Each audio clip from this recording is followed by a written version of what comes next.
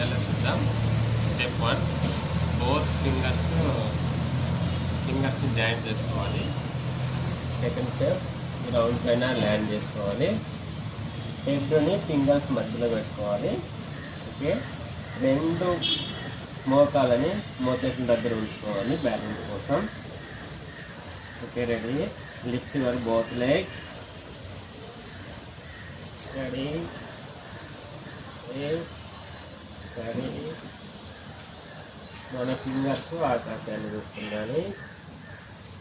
This is right posture of Shirshasan. శీర్షాసనం వల్ల ఉపయోగాలు.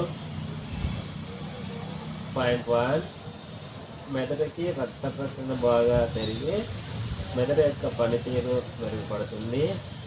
పాయింట్ 2, నాడీ వ్యవస్థ మెరుగుపడుతుంది. నంబర్ 3, ఎల్బోస్, నెక్, భుజాలు స్ట్రాంగ్ అవుతాయి. నంబర్ 4, గుండె యొక్క పనితీరు మెరుగుపడుతుంది.